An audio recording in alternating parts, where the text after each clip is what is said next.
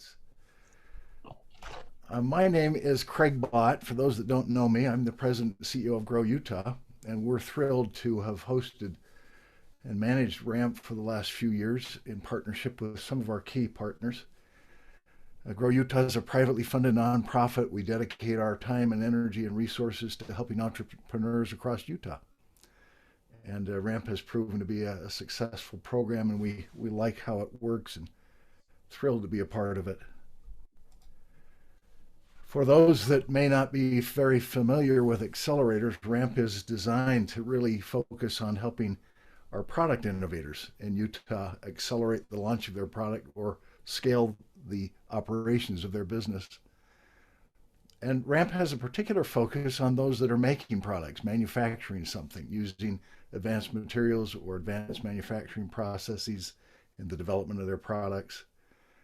We have felt, and our partners have, that there's a niche here that's significant in Utah that deserves our attention, and it's all the good makers and people that are innovators with hard products, and we're thrilled that RAMP is there for them. The teams that you'll meet today have been involved over the last 3 months in some fairly intensive work, 10 specific work sessions, 3 hours each, and then some very customized milestone achievements that were laid out for the teams individually. All the teams learned about the principles of lean launch and received some specific hands-on training and exercises and homework in that area.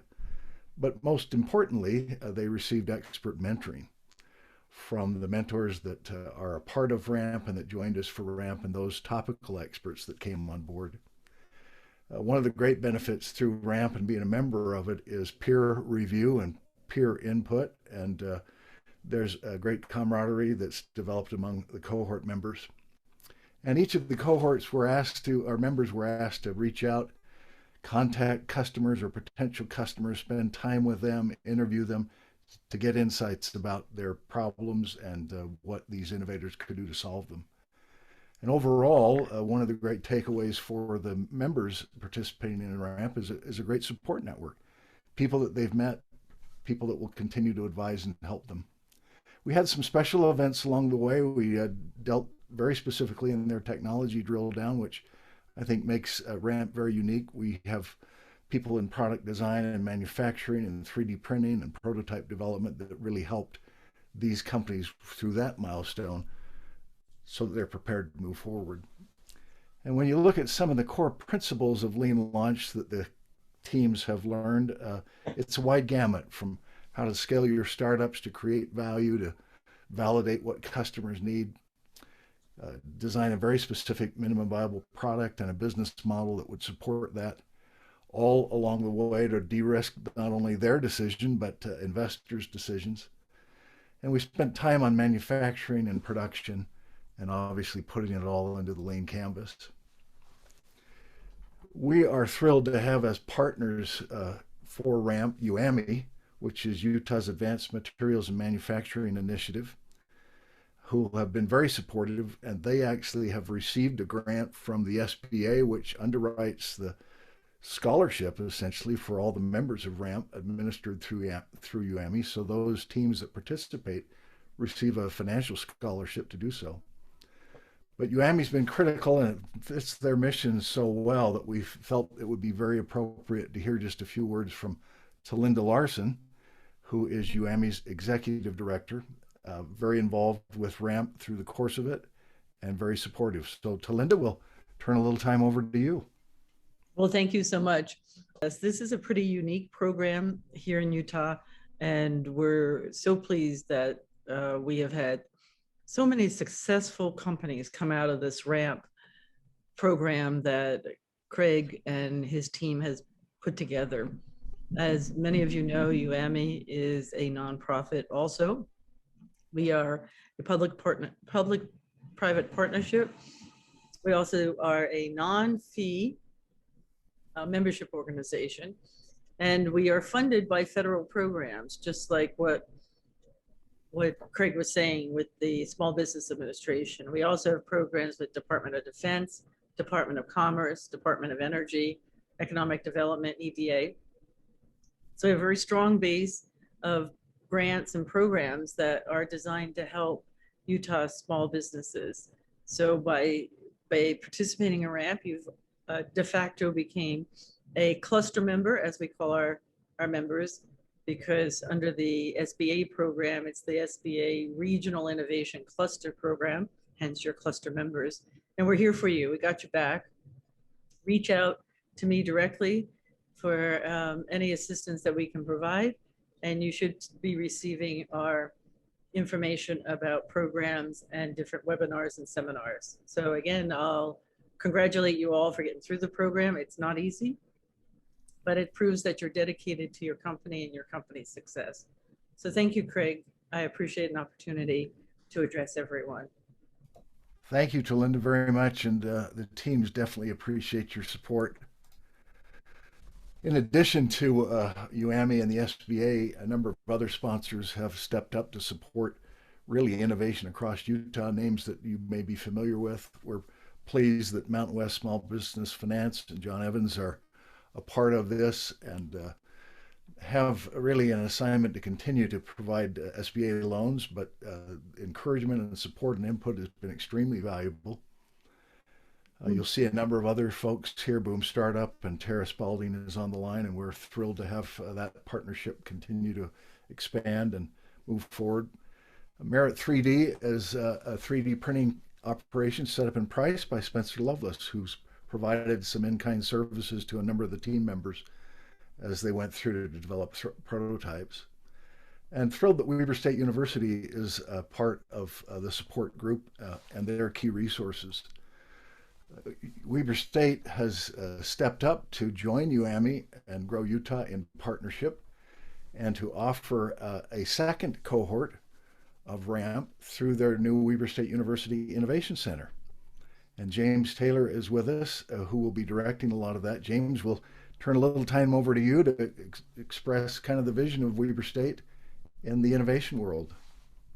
Thanks, Craig. Yeah, this is really exciting, and congratulations to all the teams. And I have made calls to customers, and it's not the funnest process, but I'm always impressed, and it's a lot of work. So for those of you who muscled through that and learned a lot, my hat's off to you, because I know that can be a painful process, but hopefully it was a really beneficial process.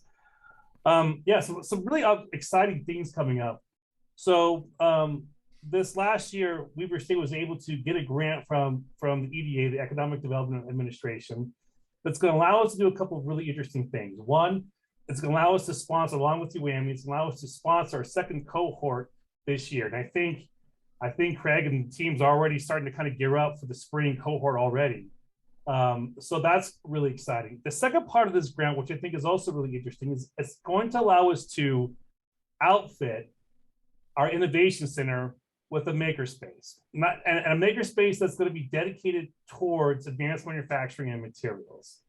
So for a long time, we have realized that I think one of the missing gaps is that there is not a place for small companies that are interested in creating products or advanced manufacturing or materials to go to and to be able to have access to cutting edge, cool equipment.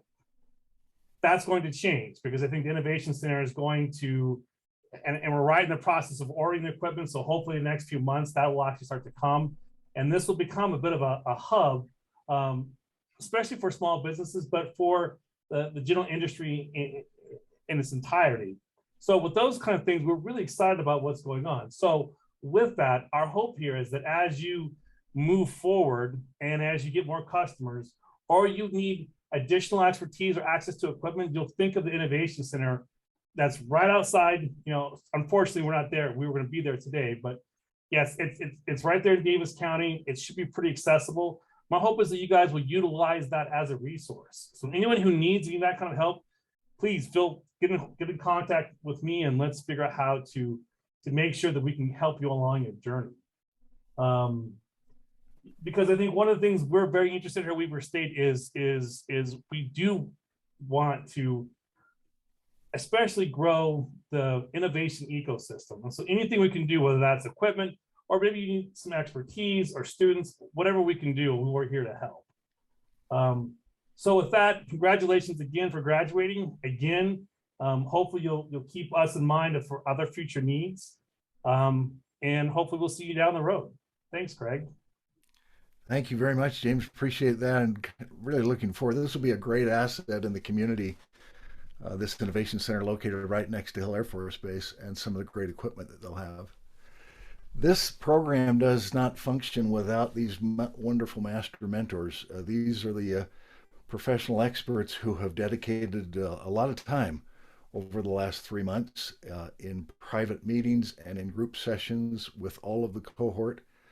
Dr. Andrew DeCoyster from USU's Outdoor Products Development and Design Program, David Rupp, who is a leading entrepreneur in our area working specifically with composite fibers and the outdoor recreation industry. I mentioned Spencer Lovelace, who's bringing up to scale really a major operational capacity for 3D printing based in Price, which is wonderful. Dr. Brent Strong and Brian Lundy, who provide technical expertise to the RAMP teams through UAMI. Bern Chisholm from High Mountain Marketing, who's expert not only in launching businesses, but in the sales, marketing, and retail channels. So getting product into market is his expertise. And Brad Angus, who has extensive manufacturing operational experience. They, along with Justin Bott, who provides marketing and sales support, represent the master mentors. And I think you get a sense as you look at this that there's a wide range of individuals, a little different than what we have found in the tech world, and it's because the demand of the products requires a very specific expertise. And along the way, we brought in topical experts to work with each of the teams to present topics of interest. Won't mention them all, but you can see that they're from some of our leading professional service providers in the area, dealing with topics like offshoring and financial management and funding strategies. And we're grateful that these experts stepped up, provided their time and their expertise, and allowed these teams to expand their network into the areas with these folks. To give you maybe the perspective from the mentor side, we've asked Bern Chisholm to just take a moment or two. Bern has been instrumental in all of the RAMP cohorts, been a mentor along the way over the last 3-4 years. And like to get, Bern, your views from a mentor. Maybe you can represent us all in that. Sure. Thanks, Craig. And let me start out by saying just thank you to you and to Justin for the entire Grow Utah community and what you've brought to the table here and allowed RAMP to actually happen, to function inside of that. Without your guidance, without Justin's help, and of course everybody else, but without Grow Utah, none of this would happen. But as a mentor and as the group of mentors in this cohort, I think we all see a little bit of ourselves in these entrepreneurs, young, old, all over the place.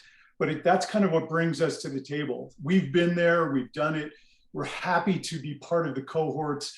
We're happy to lend that expertise. We're happy to bring some guidance and some vision in. The definition of a mentor is a trusted advisor, someone who's a professional. And I think it goes a lot beyond that, where we really become their confidant. We really understand the processes they're going through, the troubles that they're having. And we can come to the table and put that arm around them and say, hey, it's going to be okay. We'll work through these steps together. I just think it helps, in all of us have helped guide everybody around those pitfalls that can happen. And, you know, the old adage is the only way to be an expert is to not make any of the mistakes, but the only way to get to that expert level is to make them all. And we certainly have made them all. I certainly have made them all in my career. And my goal as a mentor, and I know I'm talking about everybody, is let's see if we can guide you around some of those. We've got to make the mistakes and the struggles have to happen to be able to move forward. But as a mentor, if we can soften that curve, give some guidance, give some support, I think that's really the core of why we're all doing this. And we all really do want to give back. So it's a pleasure to work with you guys. The cohort we have this go around and the entrepreneurs that we have are astounding. You guys will be really surprised at what you get to hear next. So thank you, Craig. Thank you, everybody. Thanks, Bern, for representing the mentors.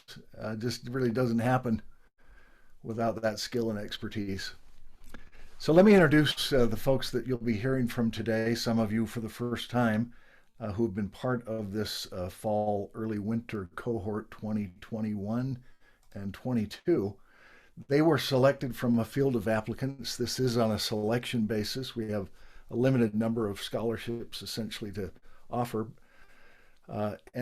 We ended up selecting 6 companies that were launching brand new products, 3 that were scaling operations due to customer demand, a range of locations from Utah Valley, Midway, Salt Lake, and the Ogden area, and a diverse set of markets, recreation, personal health, baby products, consumer aviation. You'll see some of these things. COVID did impact us, not only in our ability to meet in person, but we had 3 teams that were wiped out by COVID and missed a number of weeks. So they needed to withdraw, to our disappointment and theirs. Maybe we'll be able to get them back in. But the 6 that finished and completed and weathered the storm are Stabilized, Jim Ackerman, Pure Trek, Kyle Stringham, RV Defender, Zach Patterson and Greg Bowen, Woomgo, Terry Tito, Electrafly, John Manning, Jason Burgess, and Trailform, Pete Ackerman. And I mentioned before when we just began the presentation, in the chat, you should see a link for a PDF that give you a little description and more particularly contact information for each of these teams. I'd like to let Zach Patterson maybe represent all of the cohort members and share with us his views of what it's been like to go through this RAMP program and give us some insight. So Zach, let's turn it over to you. Thank you, Craig. Can everyone hear me okay? Yeah. Perfect. Well, I was invited into this program from Kyle Stringham. He called me last spring or late last summer and said, "Hey man, you need to get involved in this. This is a really cool thing." And frankly, when he invited me, I was like, why? I've got a product, I've got demand, I know where I'm going. I don't see the value in it. And I could not have been more wrong. I didn't even we thought we were at the finish line, 6 months ago. Turns out we haven't even warmed up our tires yet. So these guys really were able to show us how to grow, how to expand, what to expect, introduce us to some phenomenal future partners. I simply cannot say enough about what we've learned from this experience, and not even what we've learned, but who we've met, probably equally as valuable or more so valuable. And again, my sincere gratitude on behalf of RV Defender and everybody in this cohort. Thank you, genuinely. Well said, Zach. We're going to hear from you in just a minute. But I think you represent the feelings of the cohort members. We're pleased with that. We will have the privilege now of hearing the pitch presentations from 4 of our 6. 2 of the teams have had emergencies come up and they are not able to join with us today. And I mentioned the cohort contact information in the chat space. Our crowd is a little bit larger than we thought, and so it may be helpful if you have specific questions for the teams after they present. Use the chat feature and just direct your questions to them, or certainly follow up afterwards with the contact information. Let me invite Andrew to introduce Terry Tito and Woomgo, and Terry will then let you do the screen share and make your presentation. All right. So yeah, Terry, she and I worked quite a lot together, this cohort group. Just working through her product. But Terry, a number of years ago, came up with a great idea that I wish had existed when I was raising my kids. And she had noticed that lots of parents weren't being the safest or had kids in the safest possible configuration while out enjoying the outdoors. And so I don't want to speak too much to her, but she came up with a really innovative, great idea to help protect children as they're going on those adventures with their parents. And hence Woomgo was born, and I'll let Terry take it from there. But fabulous entrepreneur, great ideas, and we've got a great product that's in the works. Hi, everyone. My name's Terry Tito. I'm the founder and inventor of Woomgo, the first wearable child carrier designed to protect kids if the parent accidentally trips and falls. These are images of the current wearable child carriers on the market today.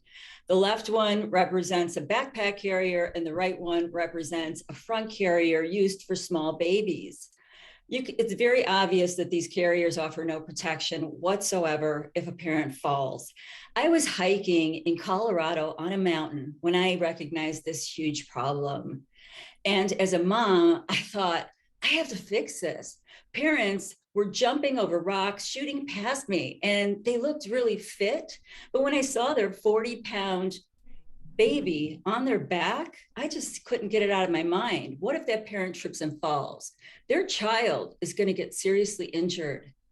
As a mom, I knew I could fix this problem as a designer, but as an entrepreneur, I saw a huge opportunity here. First, I did a lot of research. I went online and I went into every store that sold child carriers. One child every 30 minutes is injured in a wearable carrier accident. And most of the injuries result in trauma to the child's head, traumatic brain injuries, skull fractures, concussions, and this wouldn't happen with the proper protection. Woomgo is the solution. Woomgo capitalizes on the strength, ease of use, and protection of a helmet. It's lightweight, so parents can wear this for a long period of time. And our unique oblong shape makes it easy to maneuver around tight spots. We are the only carrier that has a hard outer shell that shields the child's head, spine, and body from hard surfaces. And we have an impact absorbing liner that decreases the acceleration and lessens the final trauma level in a fall. Woomgo's harness that the child sits in adjusts to the size of the child as they grow, and the outer straps adjust to the wearer, big or small. Our target market are millennial parents with kids under the age of 5. And currently in the United States alone, there's over 17 million millennial parents, 130 million new babies born here every year. And Gen Z is following right behind. They're just now starting to have their first babies. And they're more progressive, they're more adventurous. Another niche market is the new mom economy. New moms aren't loyal to any one brand yet because they're just having their baby for the first time. They have a $46 billion annual revenue spend. And it's no wonder that the largest and fastest growing market is the global baby safety product market with a $94 billion annual revenue spend. And I've talked to a lot of grandparents. They're so eager to have this product come out. They love to hike and they're like, my daughter's pregnant. I need to get this right away. The market's huge. In the United States alone, the total addressable market for the US baby product safety market is $32 billion annually. Our serviceable addressable market is the mobility products with a $17 billion annual revenue stream. And we believe we'll capture 1% of that market at $170 million annually. What sets us aside or apart from all the other players is our award-winning design. We are radically different than any other carrier on the market. The 3 carriers you see on the top right are the leading carriers, backpack carriers on the market today that parents have to choose from. Child carriers are rated for comfort for the child, comfort for the parent, ease of use, best value, most storage, completely omitting safety. We will exceed their expectations. The price, retail price for the backpack carriers on the market today, the leading ones with all the bells and whistles, hover between $300 to $350, and we are at the high price point of $350. This is our product roadmap. We're launching with our backpack carrier. Our cost of goods is $100, and we'll retail that for $350. We'll wholesale it for $175. That's year 1. Year 2, we'll introduce our front carrier, the Woombi.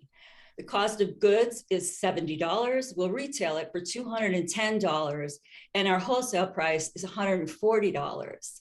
Year 3, we'll extend the line with attachments, turning Woomgo into a stroller and a bike carrier. The cost to manufacture our stroller is $70, and our retail price is $210 with a wholesale price of $140. The bike attachment is similar. We're excited about the traction we reached so far. Being pre-revenue, we have a utility patent that was awarded for our protective technology for our backpack carrier. We've built MVPs that have been feasibility tested. We've conducted consumer product surveys, retail buyer surveys. One in particular that I love is, this is so obvious. I can't believe it hasn't been done before. We won the 2020 European Product Design Award in the child product safety category. This is a game changer. We could use this badge of honor on all of our packaging, our product, our advertising, and most recently, we're the grand prize winner in the world's largest crowdfunding pitch competition. Sponsors of this were Indiegogo and LaunchBoom. LaunchBoom is the go-to marketing agency that people use to have successful crowdfunding campaigns. On the front page of their website, it says, we always hit your campaign goals within the first 24 to 48 hours. We were hand selected by them. We have a campaign goal of $1 million. We won $130,000 worth of prizes to ensure that we're going to have a successful campaign. Currently on their website, they have a campaign going that has raised over $7 million, a skillet that raised over $2 million. Our go-to-market strategy, we're going to sell Wombgo direct to consumer through the wombgo.com website, and we'll have our Indiegogo campaign going to pre-sell our backpack carrier. We'll be selling Wombgo in independent outdoor retail stores and independent baby product stores, as well as in national chains like Bye Bye Baby. And through global distribution, we'll be in over 30 countries within the next 7 years. Our marketing, we're going to use social media to steer people to our wombgo.com website. We'll engage with influencers and mommy bloggers, and we'll provide content to editors of magazines, both online and offline. We'll attend trade shows, and we'll participate in more competitions. Our marketing strategy is we're going to outsource contract marketing and fulfillment centers, and we'll conduct compliance testing once the final products are manufactured off the conveyor belt. But all the way before that happens, we'll be having third-party testing to be sure that we pass all compliance.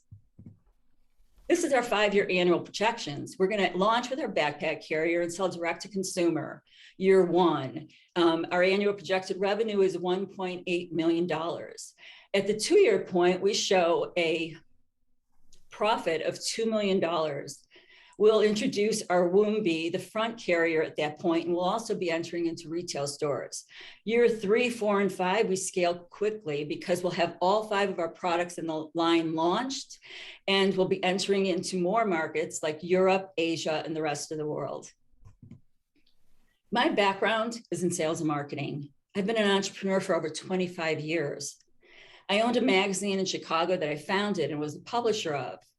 And we featured innovative design, architecture, interior design. My co-founder, Martin Delgard, has a PhD in mechanical engineering, and he has over 25 years of experience in product development. He engineered our backpack carrier. He's passionate about this product, and he's an expert in engineering high-end motorsports protective gear. We're raising a seed round of $500,000 in a rolling raise. This will give us 15 months of runway. And we're raising this in a convertible note with an 8% interest and a 20% discount on our next funding round. Our valuation cap is $2.5 million, and we'll use this funding to build our products, hire key employees, and conduct our sales marketing campaign. Thank you so much for your time. Terry, thank you. I think we need to give you a round of applause. Super, well done. Thank you. We're going to invite those that have a specific question to you to go through the chat. But while I've got you live, as you close out of your screen, you have moved here from out of state. Tell us how the business environment is here for you as an entrepreneur launching a business in Utah. Oh, well, I couldn't be more thrilled about living in Utah and having my business in Utah. I've had so much support with the community. I'm getting so much help, and I don't know, there's just more manufactured products in the outdoor sector in Utah, and I know that this is the place for me to be. Super. Thank you. So Terry, there was some that they asked about the materials that it was made of, whether it was carbon fiber composites. Yeah. Well, that's proprietary information that I would love to share with you at another time, anytime, really. Yeah. Okay. And then the other one was, will you be prototyping at the USU Outdoor Rec Development Program, which we know that the answer is yes because of Andrew. So tell him what Andrew has done for you up there at Utah State. Oh my goodness. I came in with an MVP that I had 3D printed and from laser cut foam, and we put children in it, different ages, and it was too large. So Andrew scaled it down and put models in it, and we developed the right sizing before we are producing our working prototype, which is in the works right now. Awesome. Perfect. And let me invite David, if you would introduce the RV Defender team, Zach and Greg. Thanks, Craig. Happy to introduce Zach and Greg. Zach Patterson and Greg Bowen have been working hard to bring an amazing product here to Drift. They both have some extensive industry knowledge in the automotive and RV world, with backgrounds in mechanics as well as in RV insurance. They've put their product through the paces here at Ramp, and we've pushed them on all the angles that we could, and they're coming out on top. Their product really has a great benefit to keep recreators out on the road, and we're excited to see where it goes from here. So thanks for being a part of Ramp. I'm Greg Bowen. This is my partner and co-founder, Zach Patterson. We're here to introduce you guys to the world's first and only protection system for towable RV trailers after a tire blowout has occurred. Let's take a look at what this problem looks at with blowouts. Go to the next screen. Just by the three pictures shown here, you can see the devastation that occurs with an RV towable trailer with one blowout on any axle of a trailer. You can see by the repair costs shown here, this isn't a cheap endeavor, and it takes a lot of time to get these trailers repaired. The actual picture down in the bottom right-hand corner, that's actually a friend of ours, is actually a friend of ours, where you can see the yellow arrow pointing to the fuel tank. This is almost a $15,000 repair that took 13 months to repair this. You go without a trailer for 13 months of something you use to get away from the city, get out of the COVID situation, and to enjoy some tranquility and peace with your family and friends. More importantly, on this picture right here, look at where that's located. That's a fueling system right there that is holding anywhere from 40 to 60 gallons of fuel. If that blowout would have ruptured anything on that fuel tank, with the sparks coming from the blown tire, that could have been complete devastation. RV tires are the #1 most common point of failures on towable RVs out of any other functional system on the trailer. And they are consistently rated #1 or #2 in the RV industry for insurance claims. Let's see why we've had this problem going on for so long. If you could, next screen, please. It's a simple solution. Here's our product, a very simple, effective system that solves the problem of damage from the all too common RV tire blowout. Next screen. Here's visualizations of our product installed on the trailers. And if I could draw your attention to the picture on the right-hand side with the gray arrow, this is where our utility patent is focused. This is what makes us different and the only system out there that's able to provide this protection to blowouts for RV trailers anywhere in the world as of today. You can see where the gray arrow is pointing. Our system mounts directly to the axle of the trailer. And one of the reasons this system hasn't been available, because when people are looking to solve this problems, you've got to remember there are hundreds and hundreds of trailer designs, models, etc. What we backed away from and looked at was what's underneath the trailer. The problem stemming from the axle, the tire, the wheels, etc. We focus on 3 different axles. That allows us to scale the production with great universal fits for most of the trailers that are out there right now, the highest percentage of trailers. We are already in production to address new axles that are being produced, but this alone allows us to address almost 100% of the trailers on the road today. If you look down in the right-hand corner at the gray arrow, this is what our product looks like installed. The most common feedback we get from this picture is, wow, that looks like it's an original equipment item. That's exactly what we wanted it to look like. The next photo to the left, and this is where the rubber meets the road, pun definitely intended. This is a test result of our system with multiple tests on this same position, on this same trailer, using our same unit for the RV Defender. You can literally see the tire that is delaminated pushing out in front of the fender. Tires don't blow out on these trailers. They go flat, they delaminate, and the rubber that you can see in the front of that RV Defender there at the bottom, the piece sticking out, acts like a sledgehammer. It destroys trailers within seconds. Next slide, please. Let's talk about some key numbers and business models. Our system pricing is $19.99 MSRP, dealer pricing $13.99 wholesale, and our cost of goods sold right now is $7.89 per system. We're in the process of finalizing some pricing with additional manufacturers, and we're anticipating with volume purchases to get the COGS price below $500 per system.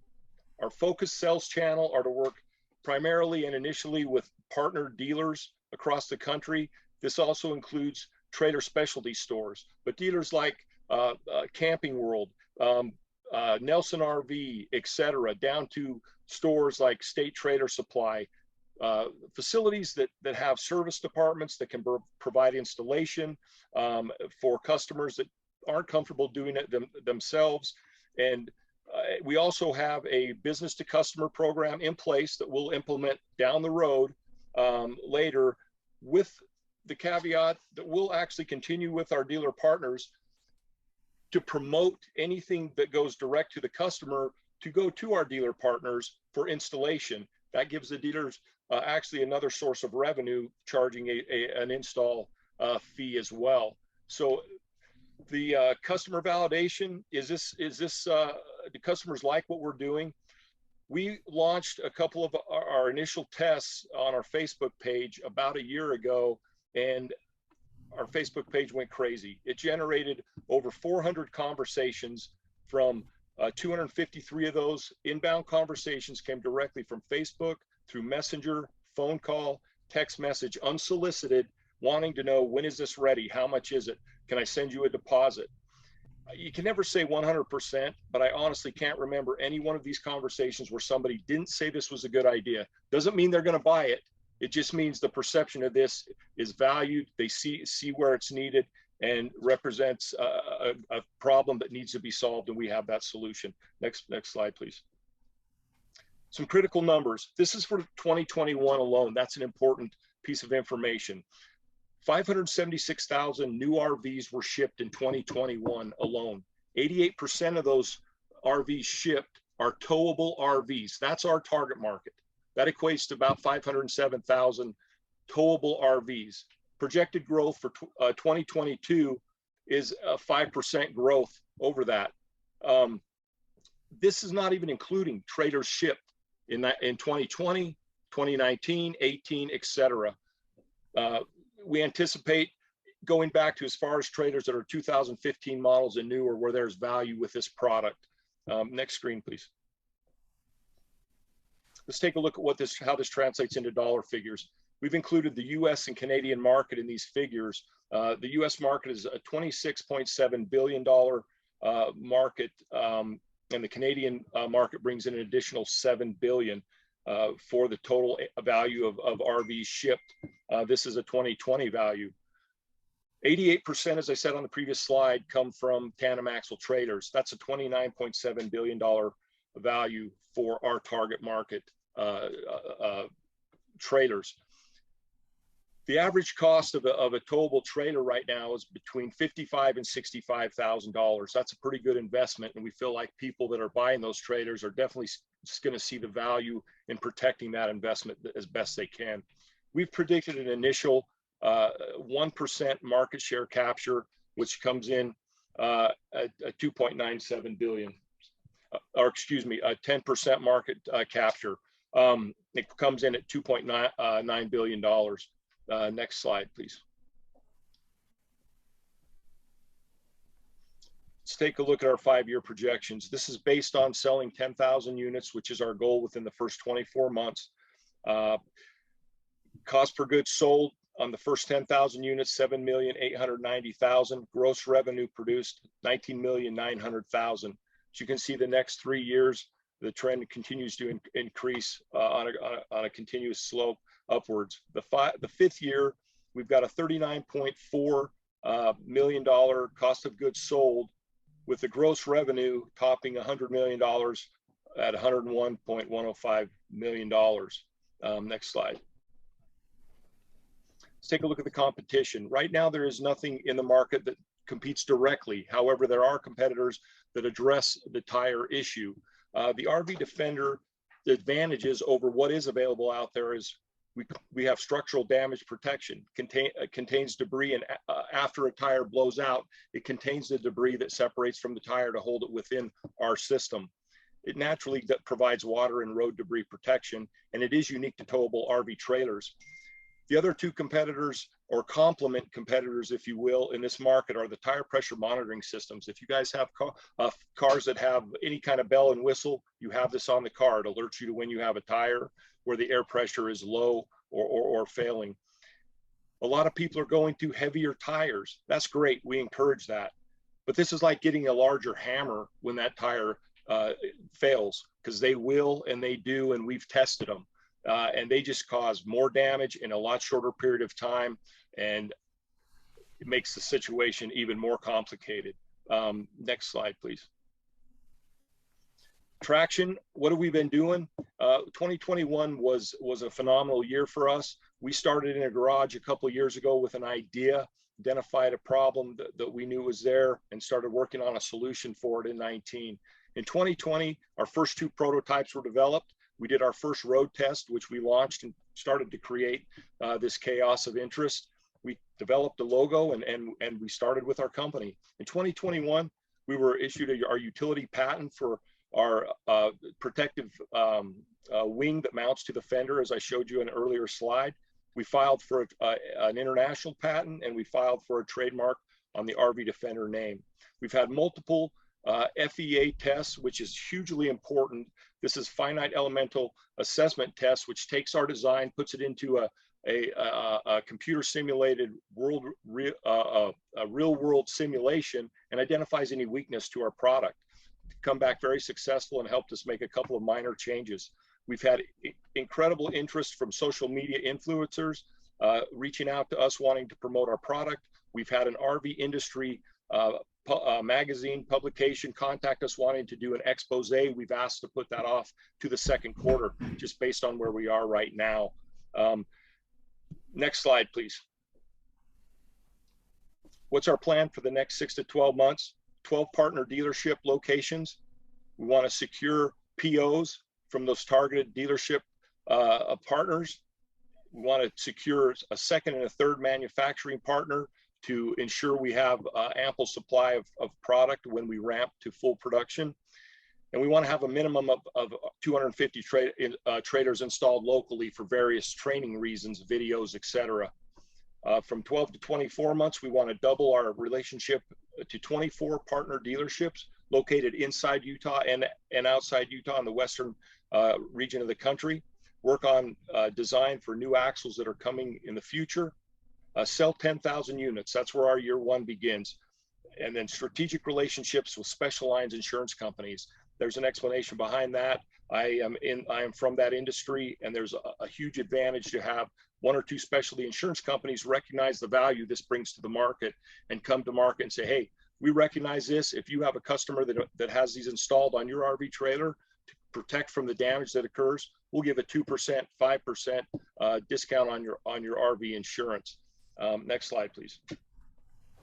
How are we going to make this happen? Team RV Defender, that's me at the top. I come from a technical sales and marketing background, medical consulting, pharmaceuticals. I've had 17 years of regional management experience in property and casualty insurance. My partner and co-founder, Zach Patterson, he comes from the engineering background with an automotive engineering experience. He's been in the mortgage and financial industry for 18 years, and he was born and raised in an automotive industry and has a very strong supply chain management understanding. Todd Smith, he is our fitment and metal fabrication expert. He has 25 years automotive mechanical experience.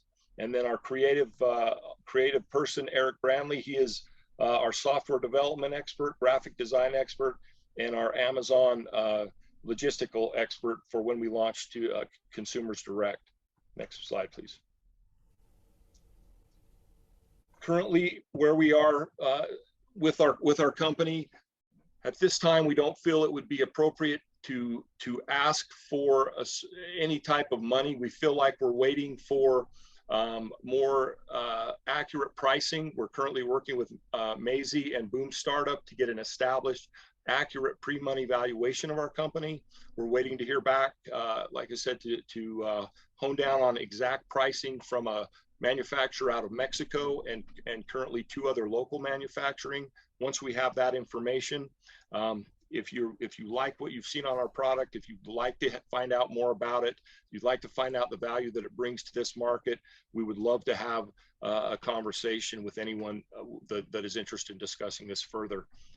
Next slide, and then next slide down, 2 slides. Allocation of funds, sorry, if you go back. It is kind of strange navigating with your mouth, I guess. Allocation of funds, this is where our target market is. We need stamp and dies for tooling for this product for our local manufacturers. We want to purchase strategic inventory volumes based on initial sales launched through dealer partners. We don't want to overdo inventory, have it sitting in a warehouse somewhere and not moving anywhere to customers. We also want to have money available for legal services and additional experienced entrepreneurs that may be able to help us where we don't have experience. Add another note, we besides the $50,000 plus that we put in out of our personal funds, we have an additional $200,000 in funding available to use how we see needed and what will work best for us. Next slide, please, and that next one down. Any questions? And then the next one down as well. If anyone is interested, these are our test videos that we have and can show, after class or whatever works for everyone. But these are demonstrations of how our product works and the effectiveness of it. Thanks, Greg. And I think we can help post these on the Grow Utah site for RAMP as well. Thank you to you and Zach. Well done. We're appreciate your adjustments and working this through. Just one question, maybe Zach, you can answer this one. What's the footprint look like for RV Defender in Utah? What do you actually hope to be doing here with your RV Defender operations? Well, that's a great question. The RV Consumer Show is actually coming up here later February, here in 3 weeks, February 17th to the 20th.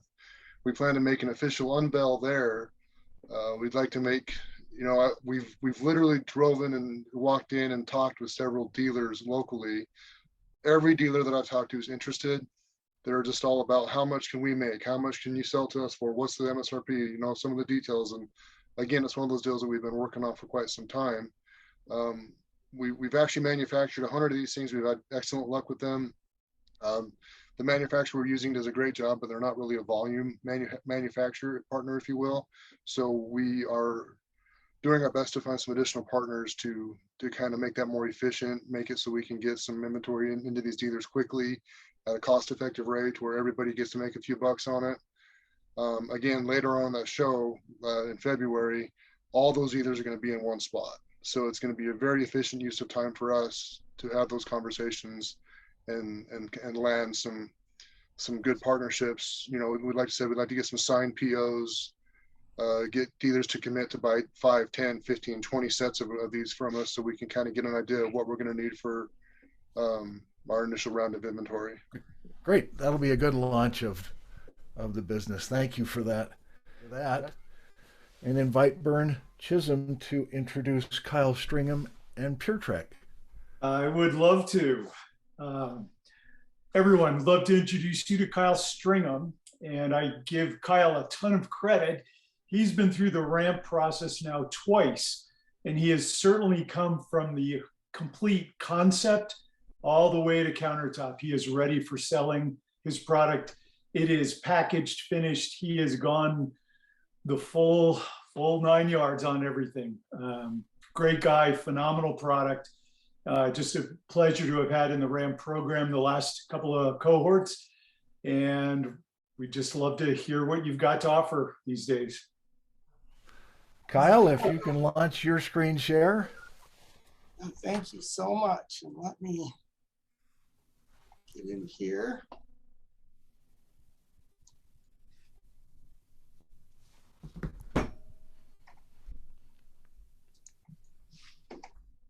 All right.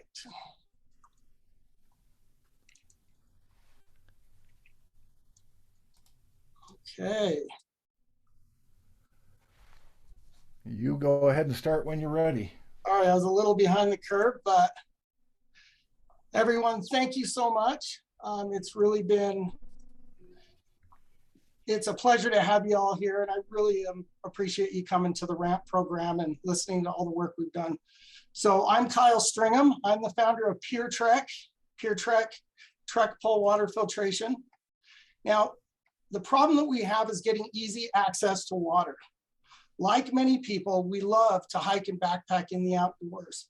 But for anyone that does this, it's imperative to stay hydrated and drink enough water.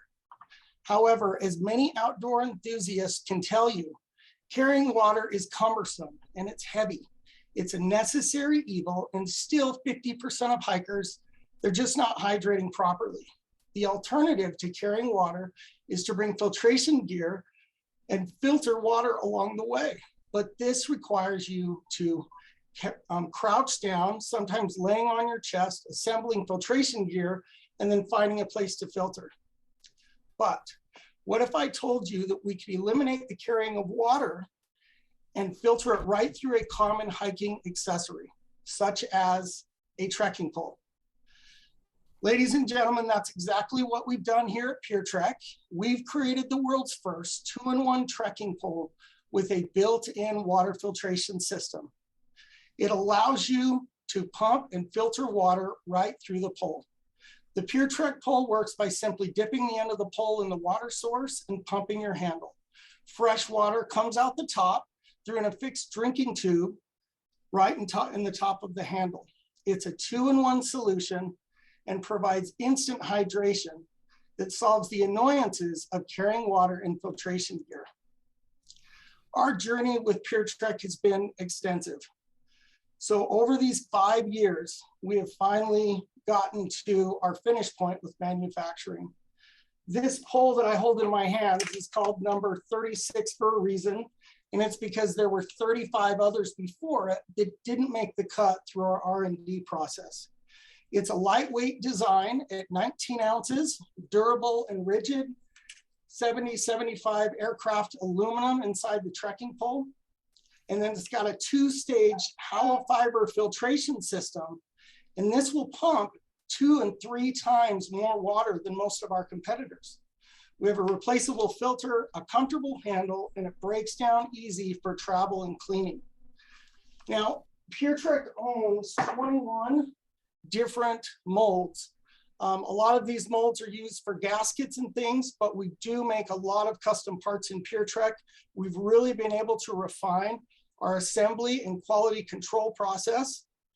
And we have mapped out a full assembly line at our manufacturing partner located in China. And our filtration and material surface testing has been completed by a major a major lab. So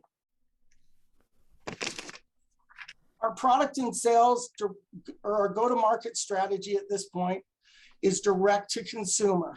Things are very strong in this area, and with such a novel product, we have been able to start to move the amount of traffic so that we can support sales. This would be our website, Amazon, social media, and then we're speaking with a lot of influencers, wholesalers, opening up retail doors, and then licensing and subscription. And under licensing, I do refer to PureTrek as a customizable platform that could be used for a National Geographic poll or a National Park Service. And in the subscription model, we're looking to provide one filter yearly to our customers, and then they can send their old filter back in the same packaging for recycling. Our product cost of goods were $42 to get this package here and land it. And then that's a $53 profit. We're looking at retail of $190, and the profit from that is $138. So the industry, especially during COVID, a lot of you saw, none of us could go anywhere. So a lot of people got outdoors, and that really increased the interest in the outdoor industry products. So for hiking and hydration, the outdoor industry has confirmed that both are growing in popularity and expected to increase 7 and 14% year over year to 2027. And that's trek poles and water filters. So we have a target customer that we're working on every day, and it's male and female, 27 to 65, outdoor hiker, camper, emergency preparedness, fly fishers, hunting, gifting. We even have a lot of elderly that love this product as well. They want to get it to their grandkids. They want to use it themselves. So our total addressable market that we're looking at is 198 million. Then we're at 78 million users for addressable, and our obtainable market is 3.3 million users. So again, two markets, two types, trek poles and water filters. So you're looking at high and low end trekking poles, and then high and low end filtration systems. It really helps us having these different competitors that already make these products, and we can see how they move their products into market, how they're doing their marketing, and really understand where we need to focus. You see PureTrek in the middle because we are the only that's combined the two together. So PureTrek, our traction is first to market, significant benefit in savings by reducing this gear. We have 4 utility patents that are issued and trademarks, and we have 19 countries that we're currently working on. That's pretty big because the European Union, Australia, Canada, right now we hold these patents in the US and China. Manufacturing has been completed with those 21 molds in use, and then successful Kickstarter, which was a lot of fun, but we did this back in 2018, did a raise of 51,520 pre-sold units. And that really got us vast US media coverage and international interest. It really helped pump us up, let us test the market, understand what we were looking at, let us move forward to the next exciting. Just this week, I inspected 2,000 units at the factory with the third-party quality control. And we had those 2,000 units are already sitting at the dock, being ready to ship out. And we're looking at this weekend. And so we're looking to hit our target of getting product here. We do have active inventory at this point, but these are the actual sets packaged, as you saw in my hand, of PureTrek poles. And 5,000 units being ordered could give us direct consumer sales of 949,000.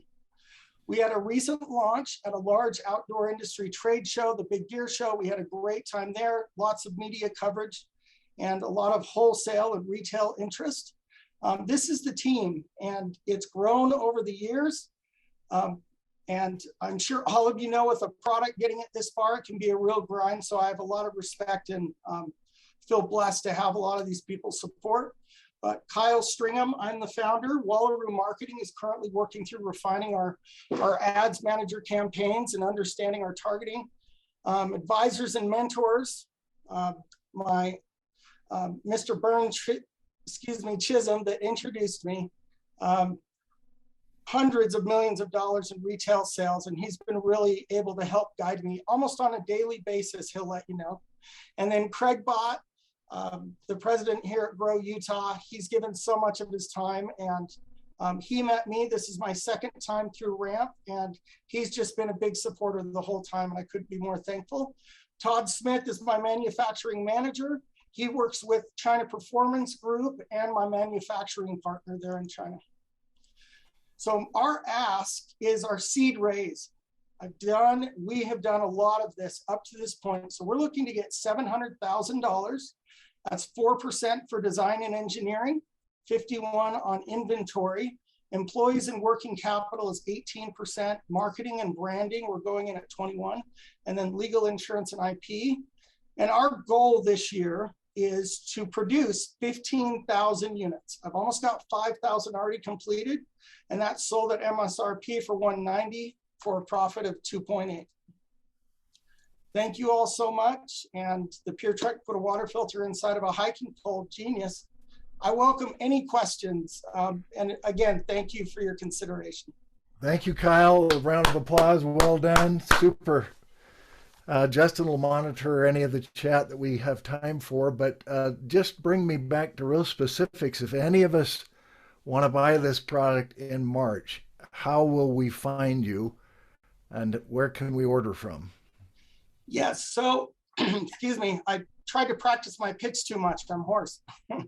So puretrek.com, P-U-R-T-R-E-K, you can go right to our website. We've got about 300 units right now that we're moving through, and then March, the sets will be here. So please come and ask all the questions. Once you get to try this product, you'll really love the platform. And just to clarify where you'll be manufacturing, most of your manufacturers are in China. What operations do you have here? Yeah, so currently all operations except for my management team and things are located in China. So my sourcing company and my manufacturers in China, we had to really be aware of what our cost of goods was going to be. And so we really worked hard to get really quality materials so that we can hit that higher end price point. And it's worked out well. So we're looking forward to it. Once we can gain that much more traffic, we can start looking back here to the US. Thanks, Kyle. We'll invite any others to continue the dialogue in the chat, but if you'll close out your screen, well done, Kyle. Super. Brad Angus, who's been one of our key operational mentors, if you wouldn't mind, Brad, introducing Electrifly and John Manning and Jason Burgess. You bet. Thanks, Craig. Yeah, let me introduce John and Jason to you. These two are hardworking, dedicated folks that over the last little bit have been breaking into a new space that is in aviation. They're going into a marketplace that is about to explode over the next 5 to 7 years, and they have a really unique product that no one has headed that direction, but it just makes total sense when they explain it to you. So with that, I'll turn the time over to them. Great, John. And Jason, if you can do your screen share.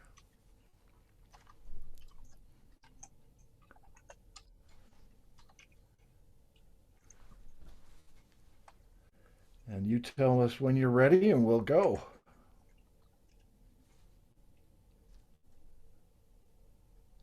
Okay. All right, can you hear me okay? Perfect. Thank you, Brad. I'm Jason Burgess and here with John Manning, and we're the founders of Electrifly. We make package delivery by drone a reality. Our world loves to shop online, as you know. More than 2 billion people worldwide purchased something online last year. About 90% of purchases come in packages that weigh less than 5 pounds. What we don't love are big delivery trucks rumbling through and congesting our neighborhoods. You've seen it, right? Congestion and cost. Delivery carriers need a faster and a lower cost solution. Proposed drones are coming to help, but today they have problems. These drones cannot fly long distances or carry a heavy load. As you can see in the slide, drones are designed to hover. When they fly forward, they have a negative angle of attack, pushing the drone downward. That's a problem. So what's the solution? The solution is Electrifly. Using proven technology, we've developed a drone with a unique design, incorporating wing and motor innovations and an optional hybrid system. With these innovations, Electrifly aims to increase range by over 75% over an average multi-rotor aircraft. This means instead of covering North Salt Lake, you can now cover Woods Cross, Bountiful, and West Bountiful from the Amazon Distribution Center, enabling 1-hour delivery, making last mile delivery more eco-friendly while reducing costs for logistic companies. So let's take a closer look at each innovation and see what makes us unique and why it works. To solve the aerodynamic problem Jason just talked about, Electrifly is optimized for forward flight.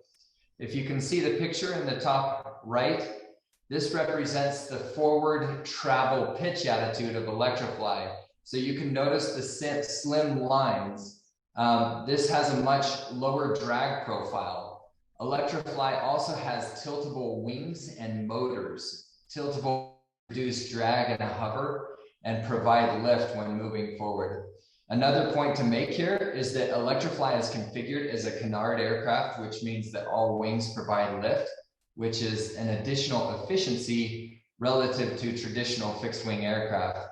And all motors operate in all phases of flight. So this might sound very intuitive, but it's not the case for most transitional VTOL aircraft. So Electrifly is lighter than its peers. Additional motors also means increased redundancy to improve safety in the event of a failure. And an optional hybrid system can extend flying times as well. We all know that batteries are heavy relative to fuel. And so the more fuel we use, the fewer batteries that we need, resulting in longer flights. And of course, ease of operation is important. So if we're talking about adjusting wings, motors, and power system, that takes a lot of understanding and training. And thankfully, these pilot skills can be sensor driven and automatic so that no skilled pilot is necessary. And of course, all these innovations are patent pending. So how will we do it? We'll develop, validate, and oversee manufacturing of our drone technology. The sales price is $30,000 per aircraft, with profits coming in at $15,000. It's important to note that this is not a consumer drone. This is a commercial drone with a specific mission and function. Our customers, who are package delivery companies, will pay for the drone, and through a licensing fee can receive training, support, and the ability to operate under our FAA commercial license. We envision that one licensing agreement with a customer can serve up to 3 of its aircraft. For package delivery companies, this will help make delivery by drone a reality. Our financial growth begins in 2024 after a 2-year development period focused on seeking engineering support and our FAA approval. So aircraft sales start in 2024 to our 50 invitation-only launch customers. We'll continue to validate our aircraft with these customers and work on fine-tuning. It's the nail it and scale it approach. During this time, we expect easing regulations and more widespread adoption of drone delivery. Our growth will go from 500 aircraft in 2025 to 1,000 and 2,000 aircraft in 2027, with sales revenue of $60 million and an additional $10 million in licensing revenue. Let's look at the market. The total addressable market is the global last mile delivery market for all delivery methods. It's expected to be more than $117 billion in 2030. It will grow almost 19% every year from now until then. The serviceable available market is the drone package delivery market within the US. It's estimated to be $39 billion. The SOM that Electrifly will target is the package delivery segment with packages that weigh less than 5 pounds. This is the largest segment and is anticipated to be valued at $36 billion. And we aim to capture 2% of this market. This chart shows a number of leading competitors in the market. On the left, you'll see Electrifly checks all the important boxes for package delivery drone. In each of the other columns, you can see that there's room for improvement in the industry. I want to share just a few of our key milestones, starting in 2017, where we were very aggressive in seeking international patent protection, establishing early priority dates. We have multiple inventions that have been reviewed by the US Patent and Trademark Office and meet the criteria for patentability. 2018, we'll never forget August 31st. That was our first flight. It was awesome. Since then, we've been building prototypes and been featured in a number of shows. And then fast forward to 2021, last year, we've had growing media attention and a growing social following, with some posts receiving up to 4 million views. But most importantly, we received 2 Sttr Awards with the US Air Force, focused on novel composite manufacturing methods, specifically for aircraft parts. These were phase 1 awards with a total of $300,000 that came to us to use. And now we're currently waiting for approval on phase 2 with both of these awards. So not only are we working on to revolutionize the aircraft itself, but also how it's made.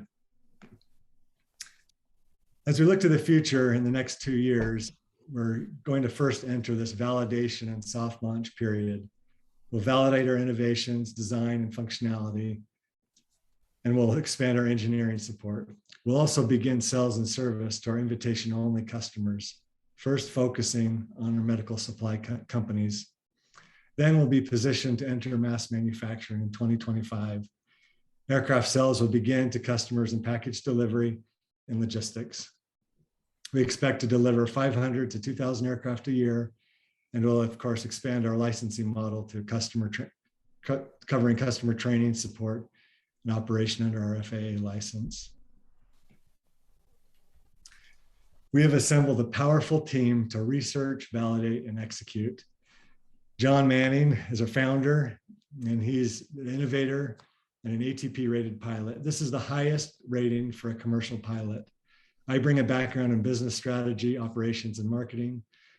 Devin, he's our principal investigator. He's a PhD candidate in mechanical engineering. Kevin, he's a rock star developer with USU's Aggie Air program. And Adam Tibbetts, he's an early investor and pilot. He brings significant expertise in aircraft sales and marketing. We've also listed here some of our amazing partners and collaborators we've worked with on our US Air Force awards. We are at the beginning of a significant movement in aviation. Our goal is to create a radically better flying machine, which incorporates all the capabilities of a multi-rotor aircraft while retaining the advantages of a traditional fixed-wing aircraft. Billions of dollars are being poured into this industry.